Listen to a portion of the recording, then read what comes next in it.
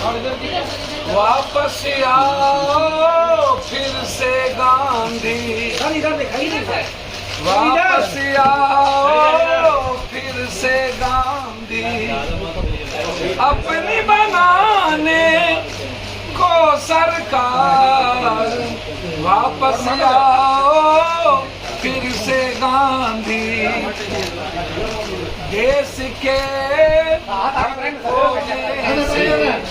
आती बस अब यही पुकार, वापस आओ फिर से गांधी, वापस आओ फिर से सुभाष जी, वापस आओ फिर से भगत सिंह। अब सामने सर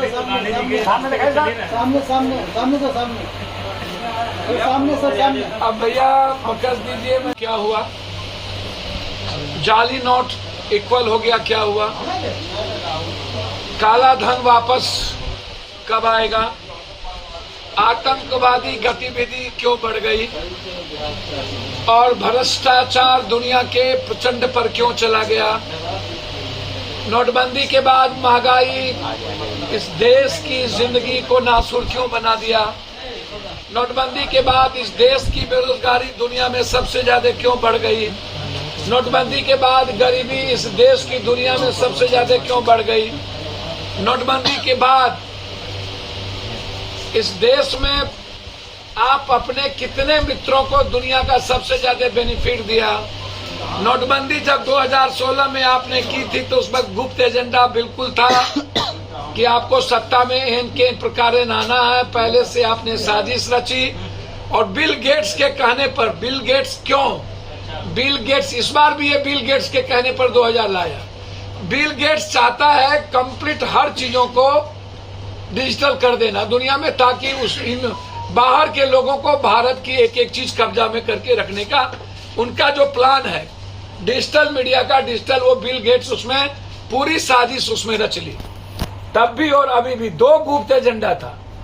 एक गुप्त एजेंडा था कि भारत को डिजिटल करके वर्ल्ड के हाथों में दे दिया जाए और भारत की भूमिका खत्म कर दी जाए। दूसरा एजेंडा था कि एम के प्रकार नरेंद्र मोदी जी के पास सारा पैसा, उनके मित्र के पास सारा पैसा चला जाए और चुनाव में उनकी एजेंडा हो, दूसरी की कोई एजेंडा नहीं हो। अब मैं ये जानना चाहूंगा कि 54,000 करोड़ रुपया जो गायब है वो कहाँ गायब है? आप बोलते क्यों नहीं? 54,000 करोड़ रुपया।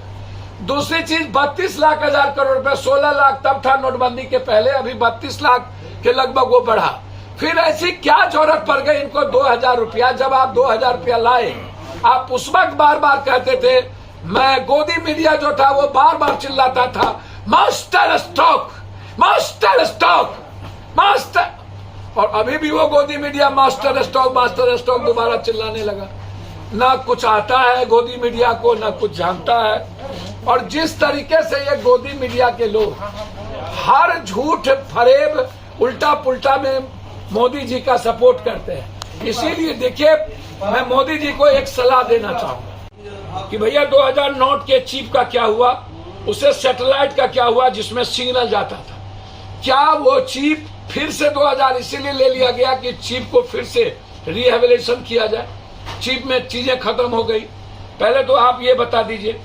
हम ये जानना चाहेंगे 2000 नोट के चिप लगी थी, उसका करना भी क्या है ये भी आप बता दीजिए।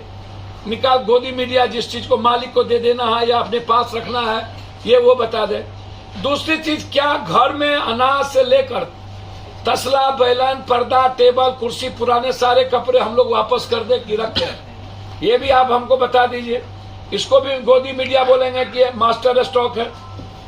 अब हम 2-3 बात आपसे जानना चाहेंगे और बहुत विनम्रता के साथ कि क्या मोदी जी तानाशाही से देश चलेगा कि समझदारी और ईमानदारी से? किससे देश चलेगा? क्या मोदी जी आपको अब किसी चीजों पर भरोसा नहीं रही? न राम पर, न कृष्ण पर, न शिव पर, न नानक पर, न बुद्ध पर, न कबीर पर, न दुनिया के किसी संस्कृति पर, न विज्ञान पर, न अध्यात्म पर। अब किसके सहारे आप दुनिया में? आप हमेशा जो बात करते हैं, हमेशा बचकाना बात, हमेशा बचकाना बात।